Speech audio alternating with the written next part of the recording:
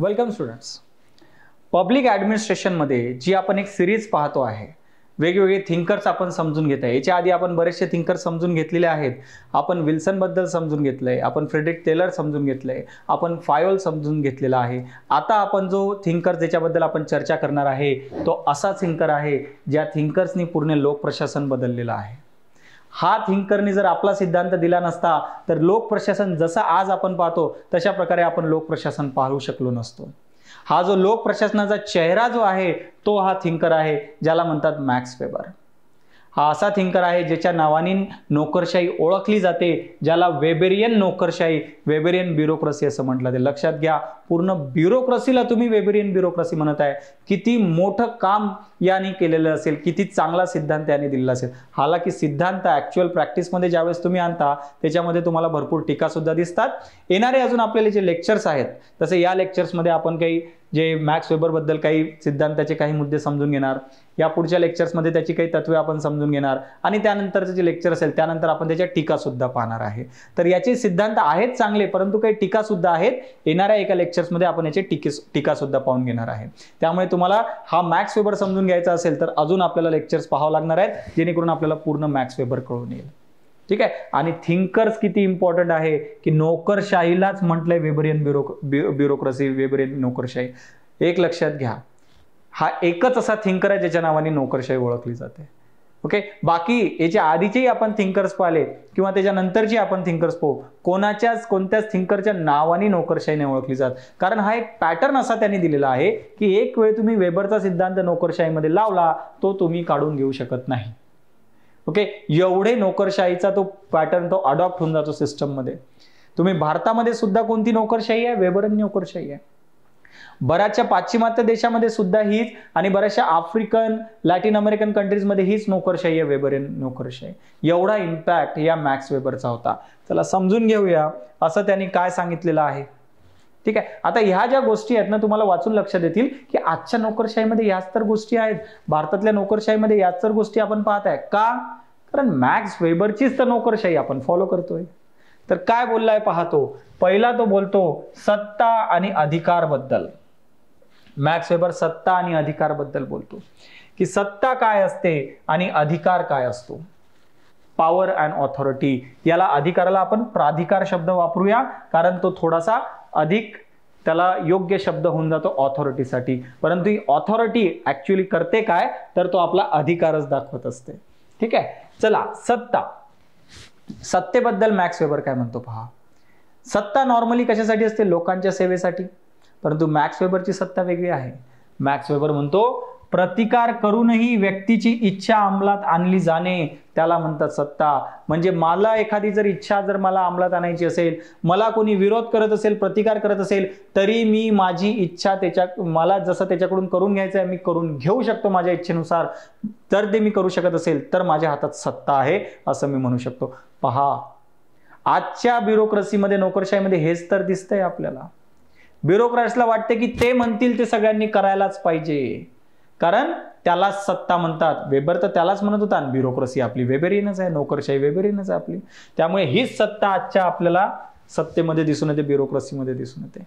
त्यानंतर प्राधिकार, ऑथॉरिटी काय म्हणतो तो? Power of command. त्याला पॉवर ऑफ कमांड शब्द वापरलेला आहे. म्हणजे माझ्याकडे तो अधिकार असायला पाहिजे की मी कमांड देऊ शकतो, त्यालाच मी म्हणतो ऑथॉरिटी. जनतेला सेवा करण्यासाठी मी काही करत असेल तर त्याला मी ऑथॉरिटी म्हणेल असा वेबर म्हणत नाही. वेबर म्हणतो कमांड देण्याची जर माझ्याकडे जर पॉवर आहे, माझ्याकडे खरी सत्ता आहे, माझ्याकडे खरी ऑथॉरिटी आहे. ओके. आजही तेच आहे. ऑफिसर लोक त्यांना तीच गोष्ट आवडते, कमांड, ऑर्डर देऊन लोकांकडून काम करून घेणे. जनतेमध्ये नाही जाऊन वरून कमांड देऊन कसं काम करून घेतले जाते. आज मेजॉरिटी ऑफिसर त्यामुळेच हे असं करतात कारण वेबरचीच ब्युरोक्रेसी आपण फॉलो करतो. वेबरचं म्हणणं पहा काय आहे. सर्व प्रशासन म्हणजे वर्चस्व म्हणतो तो. त्यांनी प्रशासन म्हणजे सेवा हा शब्द वापरला का? प्रशासन म्हणजे समाज कल्याण हा शब्द वेबर म्हणतो का? नाही. वेबर म्हणतो प्रशासन म्हणजे वर्चस्व. माझं वर्चस्व टिकवून ठेवणं, म्हणजे तेच की जर मी वर्चस्व टिकवून ठेवू शकत असेल तर मी चांगला प्रशासक आहे आणि माझं वर्चस्व टिकवून ठेवणं हे माझं प्रशासकाचं मेन ध्येय आहे, असं वेबरचं म्हणणं आहे. आणि आजचे प्रशासक काय करत आहे ते हेच पाहतात की त्यांचं वर्चस्व कसं टिकून राहील, आणि जो आपला वर्चस्व टिकवून ठेवतो तो स्वतःला चांगला प्रशासक समजतो वेबेरियन ब्युरोक्रेसीमध्ये. लक्षात येत आहे? तुम्हाला वाटत असेल हे तर आजच्या ब्युरोक्रेसीबद्दल बोलल्या जात आहे, आजच्या नोकरशाहीबद्दल बोलल्या जात आहे, आणि वाटणारच आहे तुम्हाला. जेव्हा आपण याच्या नंतरचे लेक्चर्सही पहा तुम्ही वेबरचे, त्याच्यातही तुम्हाला तेच दिसेल की वेबर बोलतोच त्याच्याबद्दल, ब्युरोक्रेसीबद्दल. वेबर बोलतोच नोकरशाहीच्या सत्तेबद्दल, जी आज आपण एक्सपिरियन्स करतो, जी सत्ता नोकरशाहीची. कारण वेबेरियनच ब्युरोक्रेसी आपण फॉलो करतो, त्यामुळे वेबरचेच ज्या सिद्धांतातले जे प्रिन्सिपल आहे ते आपल्याला आजच्या मध्ये दिसणार. हालाकी सगळे वाईट नाही आहेत, काही चांगले सुद्धा आहेत. ज्यावेळेस आपण पाहू बऱ्याचशे त्याचे तत्वे वगैरे, त्यावेळेस तुम्हाला कळेल की वेबर काही सगळं वाईट नाही बोललेलं, चांगलंही बोललेलं आहे, काही चांगल्याही गोष्टी आहेत, म्हणून वेबेरियन ब्युरोक्रेसी एवढी फॉलो केलं जातं. प्राधिकरणाचे त्यांनी प्रकार सांगितलेले आहेत. ऑथॉरिटीचे 3 प्रकार सांगितले त्यांनी. कोणकोणत्या प्रकारची ऑथॉरिटी असते? पारंपरिक, करिश्मायुक्त म्हणजे करिश्माई, आणि कायदेविषयक. पारंपरिक traditional authority, charismatic authority and legal authority, असे 3 त्यांनी ऑथॉरिटी सांगितलेले आहेत. पारंपरिक प्राधिकार ही अशी ऑथॉरिटी आहे जी परंपरेने चालत आलेली आहे. जसे की राजाचा मुलगा राजा होणे, त्याच्याकडे सत्ता येणे, पंडितचा मुलगा पंडित होणे, त्याच्याकडे धार्मिक सत्ता येणे. ही ऑथॉरिटी कोणती आहे? ही परंपरेने चालत आलेली ऑथॉरिटी आहे. परंतु वेबरला ही ऑथॉरिटी नाही आवडत. वेबर म्हणते या ऑथॉरिटीमध्ये काही प्रॉपर रिक्रुटमेंट झालेला आहे का? की एखादा राजाचा मुलगा राजा तेवढाच तत्वज्ञ असेल, तेवढाच हुशार असेल, काही गॅरंटी आहे का? जेवढा पंडित हुशार आहे त्याचा मुलगा तेवढाच हुशार असेल, याची काही गॅरंटी आहे का? याचं सिलेक्शन काही झालंय का? आणि लोकांना तो कितीही टॅलेंटेड असेल नसेल तरी लोक त्याला फॉलो करतात, त्यामुळे त्याला वाटते इररॅशनल. त्यानंतर करिश्माई प्राधिकार, करिस्मॅटिक म्हणजे लोकांना एखादा नेता त्यांच्यापेक्षा खूप तरी काहीतरी वेगळा आहे असा वाटतो, त्याच्याकडे काहीतरी मिरॅक्युलस पॉवर आहे, खूप काहीतरी त्याच्याकडे भारी आहे, म्हणून लोक भारावून गेलेले आहेत त्या नेत्याकडून, आणि त्यामुळे त्याला तो अधिकार मिळालेला आहे त्या नेत्याला. ही करिश्माई ऑथॉरिटी. काही वेळेस हे योग्य पण असते, जसं की महात्मा गांधींची करिश्माई ऑथॉरिटी होती. ओके. त्यानंतर आपल्याकडे भगतसिंग हे करिश्माई ऑथॉरिटी त्यांच्याकडे सुद्धा होती.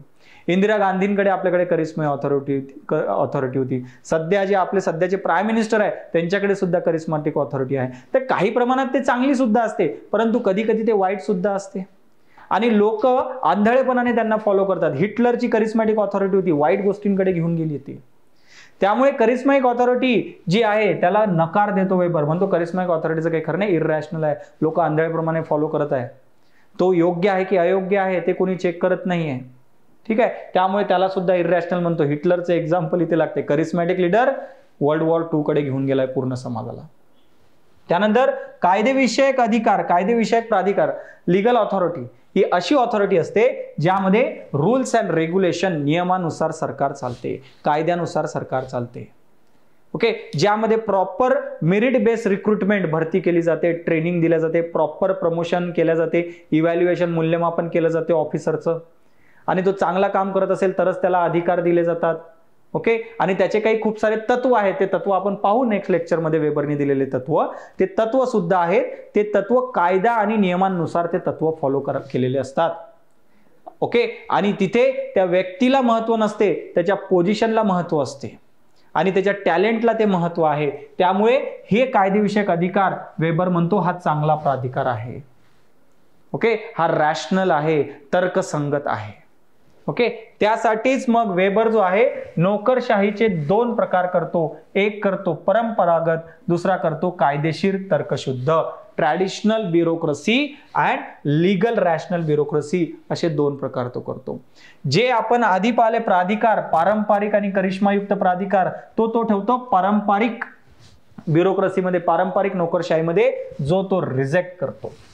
कारण त्याच्या हिशोबाने रूल्स अँड रेग्युलेशन नुसार कामं नाही चालत आहे. या ठिकाणी हे जे लीडर्स असतात ते आपल्या मर्जीने कामं करतात, विम्स अँड फॅन्सीज, त्यांच्या मर्जीने, हम करे सो कायदा या नियमानुसार, आणि फॉलोअर आंधळेपणाने त्याला फॉलो करत आहेत.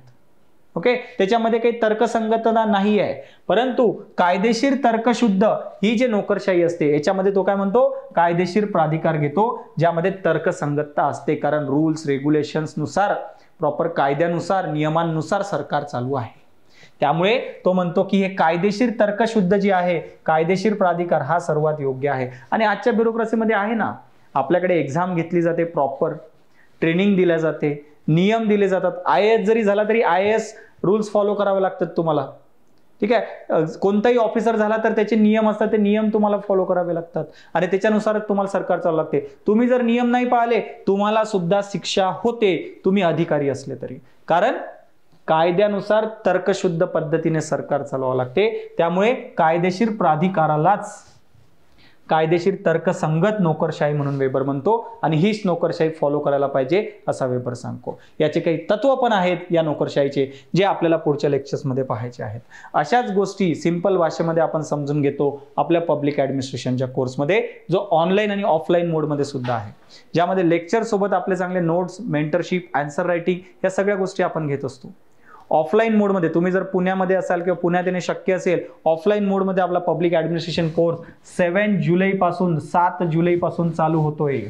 ओके, ऑनलाईन मोडमध्ये ऑलरेडी कोर्स चालू आहे आपला ज्ञानदीप ऑप्शनल ॲपवर. या ठिकाणी सगळे रेकॉर्डेड लेक्चर सुद्धा अवेलेबल आहेत. शिवाय या नोट्स सुद्धा तुम्हाला ॲप्सवर भेटणार आहेत. आन्सर रायटिंग टेस्ट सिरीज पण तुम्हाला सगळं ॲपवर अवेलेबल असणार आहे.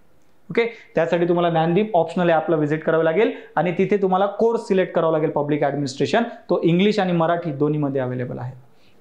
तुम्ही मला टेलिग्राम चॅनलवर सुद्धा फॉलो करू शकतात किंवा इंस्टाग्राम चॅनलवर सुद्धा फॉलो करू शकतात. याचे स्कॅनर तुम्हाला इथे अवेलेबल असेल. कोर्सच्या रिलेटेड कोणताही तुम्हाला जर डाऊट असेल, तुम्ही जर कॉन्टॅक्ट करायचा असेल तर इथे माझा कॉन्टॅक्ट नंबर सुद्धा आहे.